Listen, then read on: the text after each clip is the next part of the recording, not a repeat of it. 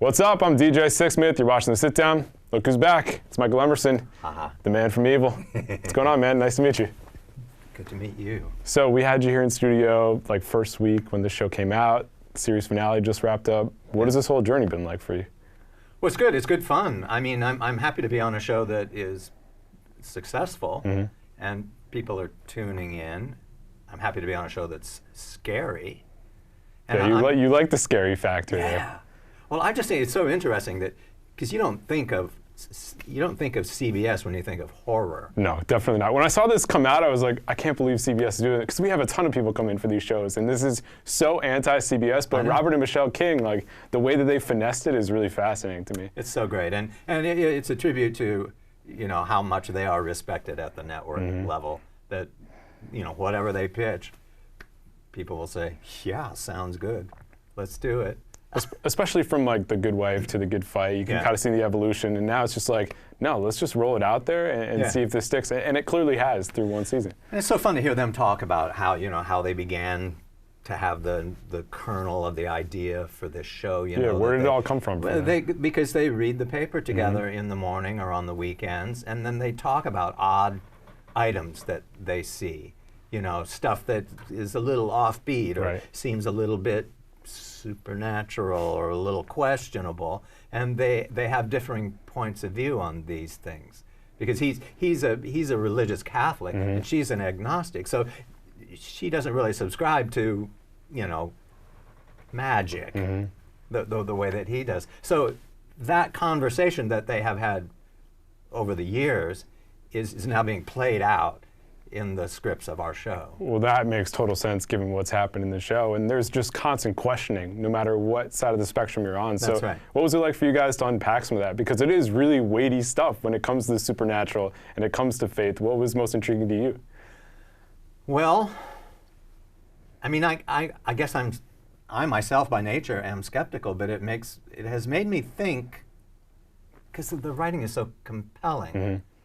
So you think, wow, there are things that are kind of inexplicable with whatever science or psychology we currently have at hand. So then what is it? If you say you don't believe in ghosts or demons, then how are you going to explain the stuff that is unexplainable out there? You're just gonna put your head in the sand and move on? Walk away from it, or question the observer's sanity, or say that you didn't know enough, or you don't. It's just going to be a mystery. You could say that. Yeah, you should engage in the conversation regardless of how you feel. Yeah. And I think this show kind of allows you to do that, and especially this character too. I mean, this guy's just coming in, he's mixing it up, and it seems like you took great joy in that. So what was it like kind of building that character throughout the season? It's just, it's good fun.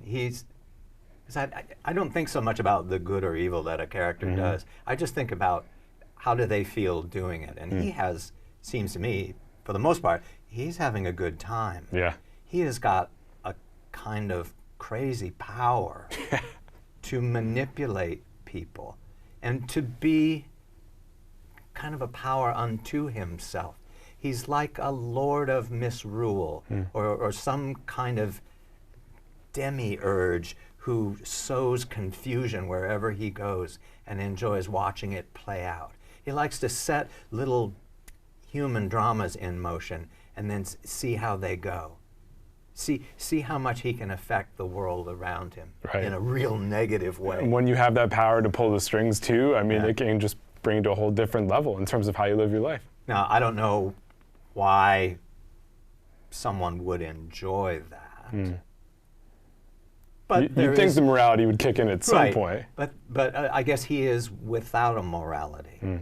He is without empathy. Which is pretty interesting when you think about it, because most people you'd like to think have that built in some way, shape, or form. They may not show it all the time, but this guy has none of that. Yeah, and I tend to have the same philosophy about playing villains from show to show, and that is I don't need to know the backstory. I don't have to have their psychological profile in my mind. All I have to do is play the scenes and play them a bit instinctively, and then sit back and watch how they're put together. Watch how the audience reacts to it, but watch how the Kings and the writing staff react to it. Watch how other actors react to it, and just sort of feel my way that way. I gotcha. So you've obviously built a career of playing villains. When you think about other people who've played villains in a tremendous way, who are people that stick out to you in terms of really nailing it and kind of going scene by scene, like you just mentioned there?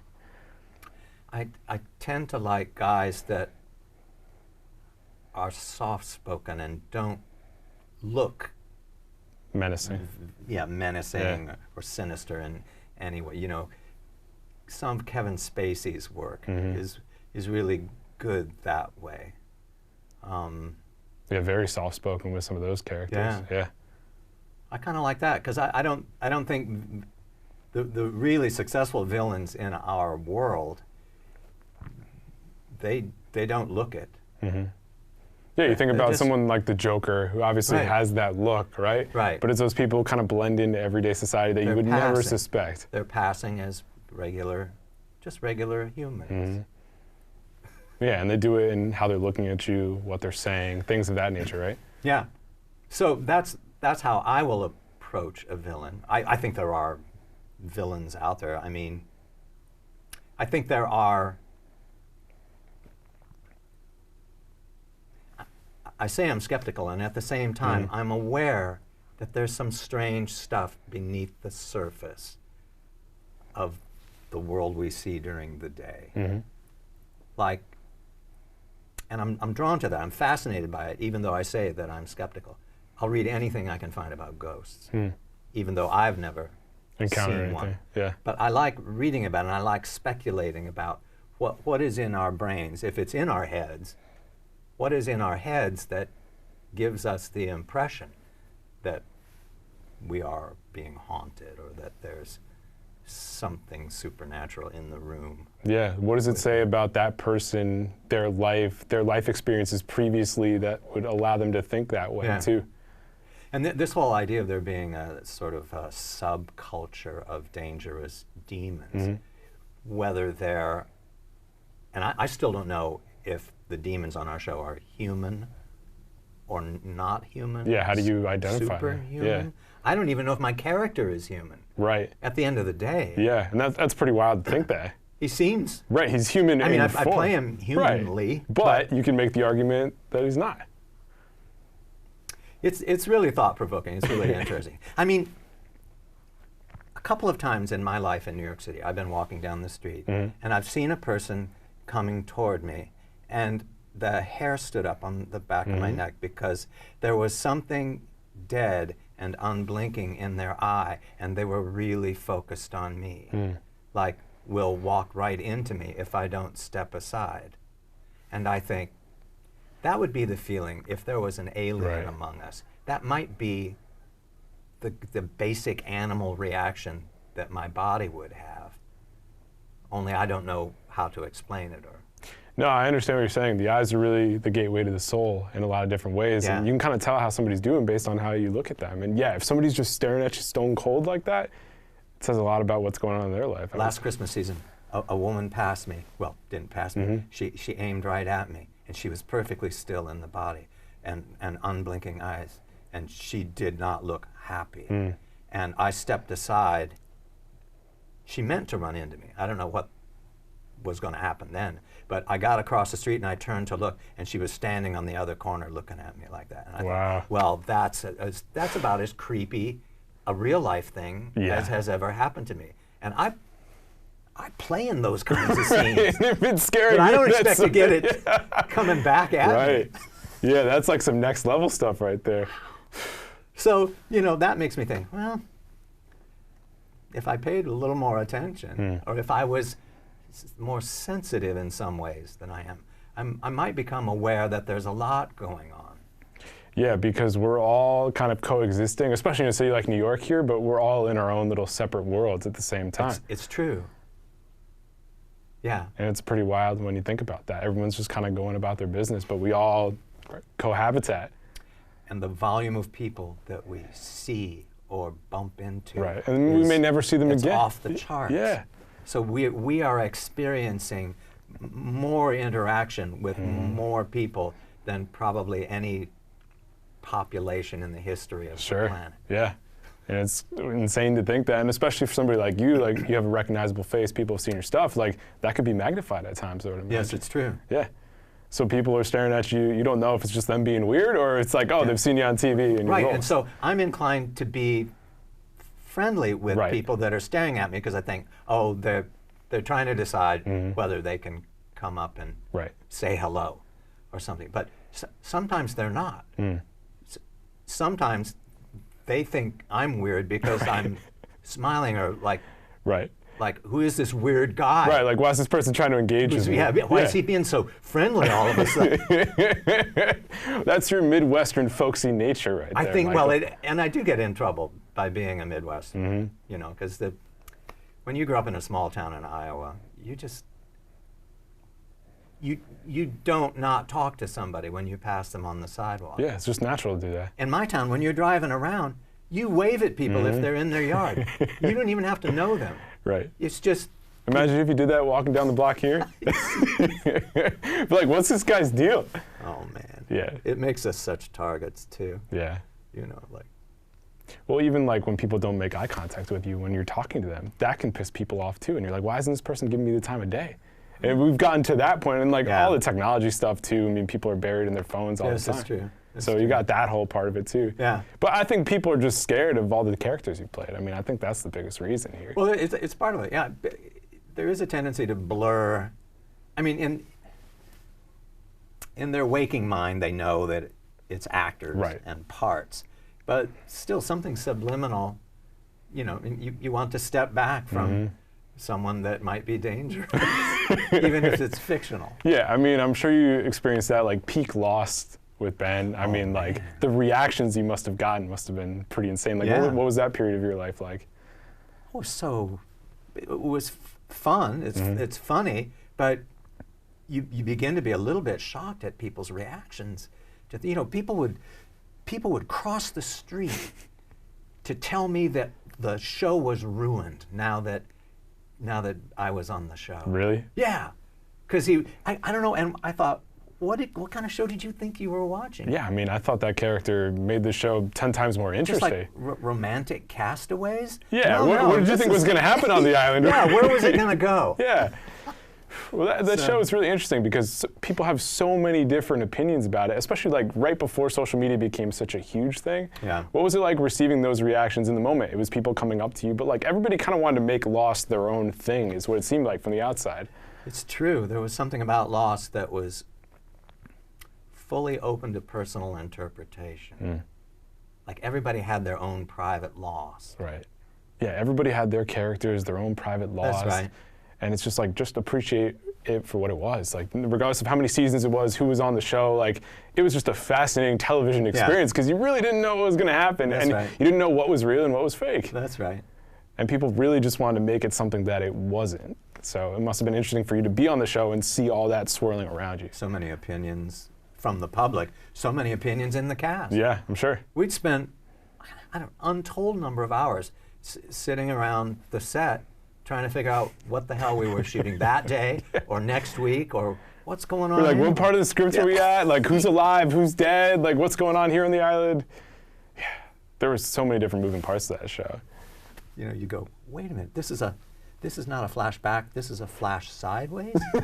Yeah, like, wait, where are we going now? So where am I now? Yeah, it was, I'm sure, really hard to keep track of. But after a while, you know, then you just say, well, screw it, I'm in. Let's do it. We'll just shoot it. I mean, I can't act like I'm in another dimension. Right. All I can act like is Benjamin Linus. So Right. we'll play the scenes, and it's up to the directors and the people in post to make some kind of order or sense. Mash it together. Yeah. Why do you think we still talk about that show? What do you think moves people in such a profound way about it?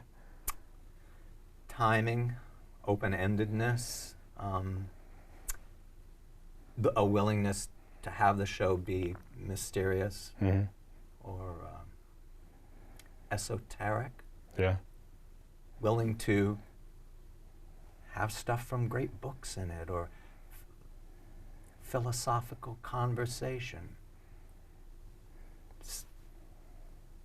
Good talk about fantastic things or science fiction things. Or Yeah, there was a universality to it because of Yes. all the things you're just mentioning there. So, and I think that palette was so broad that there was something for everyone to watch on the show. And the cast was so multicultural. The special cast, yeah. It was, you know, and as I say, timing, I mean, they didn't know that they were going to premiere a show that was a show that would, you know, inspire so much conversation at the same time that people were beginning to have their conversations online. So that suddenly, here was the first great online feedback loop Right. on that show. Yeah, and people wanted to try and recreate this ensemble cast in these extraordinary circumstances, and a lot of people have tried, and a lot of people have failed because Yeah. they're trying to do the Lost thing. It didn't work. Yeah. That's just the nature of it. And they pioneered some ways of thinking about narrative, and they opened a little bit wider the notions of what an audience will accept or what an audience might be interested Definitely push in. those boundaries. Yeah. Because I think they leaned into their nerdiness. Totally. Yeah. Damon and Carlton did, and far from alienating people, it drew people in. People wanted it.